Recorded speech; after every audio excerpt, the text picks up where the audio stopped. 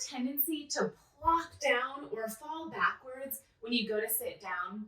If so, you are not alone. This is very common when you have weakness in your legs or your core and difficulty balancing. I'm Dr. Gretchen, physical therapist and multiple sclerosis certified specialist at The Missing Link. I'm going to review 3 things with you that you can do to reduce the likelihood of falling or plopping down whenever you go to sit down.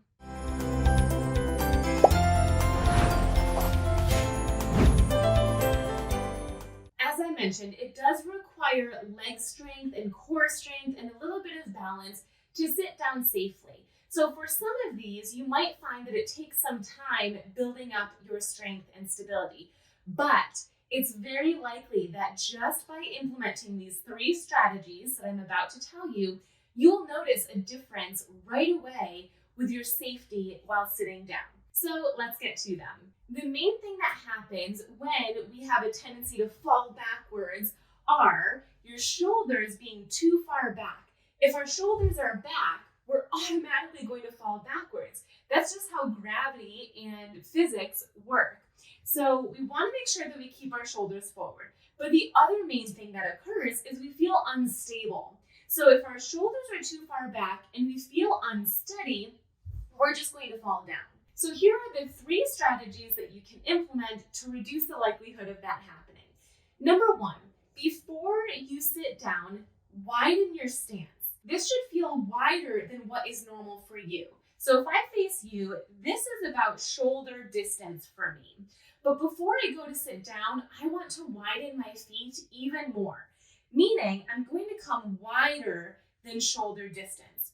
You can widen your legs as much as what you feel comfortable, but it should feel wider than what's normal. The wider your legs are, the more balanced you will be.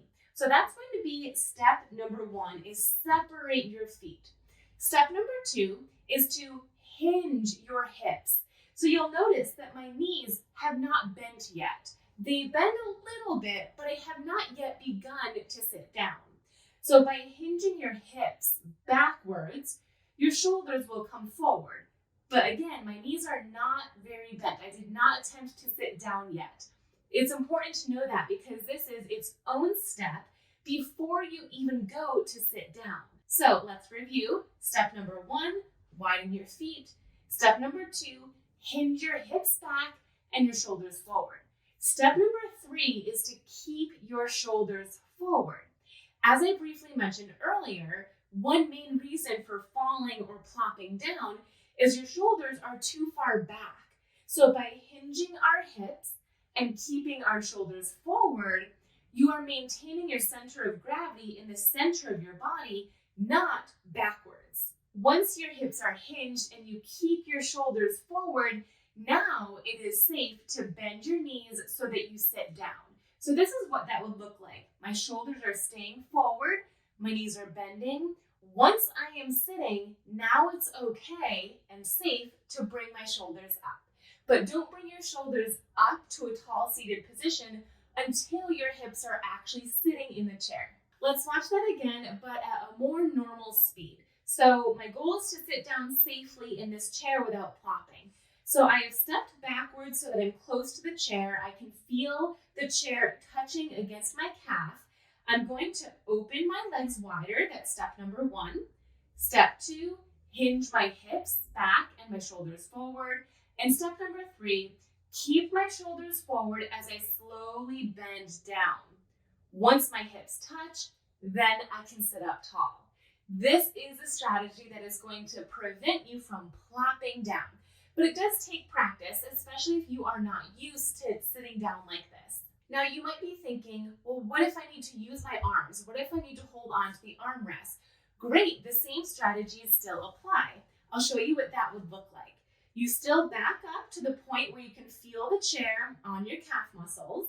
You're still going to open your feet so they're wider. You're still going to hinge your hips back, but instead of having your arms forward, you'll just reach back to the armrest. But your shoulders stay forward still. It can be easy to want to lift your shoulders up so that you can reach back for the armrest, but as you may be able to tell by doing that, my weight is already back. it's too far backwards and I'm more likely to plop. So when you reach back for your armrest, don't lift your shoulders. Your shoulders still stay forward. Once you're here, then you can slowly bend your knees. And once you're sitting, bring yourself up tall. Not only are these great strategies that you can implement every time you go to sit down, they also can be a great exercise. So you can do repetitions of this movement in order to build that strength in your legs and in your core, as well as your stability. This is what it would look like. Start in a standing position with a chair behind you. Ideally, your chair will not move at all. This chair does swivel, which is not ideal. If I were to do this as an exercise, I would be sure to choose a chair that doesn't have wheels and doesn't swivel. It doesn't move at all. It's very sturdy. What I'm going to do as an exercise is get myself into the same position where I'm stepping back into the chair, where I can feel the chair behind my calf muscles. And I'm going to widen my stance, hinge my hips, and bend just a little, and then stand back up. Your arms can be forward or back towards the armrest, whatever works for you, but your feet stay wide, hinge your hips, and then bend a little, come back up. Feet stay wide, hinge your hips, bend a little. So you can do this as an exercise over and over again, maybe 10 times, 15 times, 20 times. If it feels too easy, then practice lowering more. So your feet are wide, you hinge your hips, bend more. How low can you go without sitting? And then stand back up. Feet stay wide, hinge your hips, and lower and up. It's important to keep the movements separate.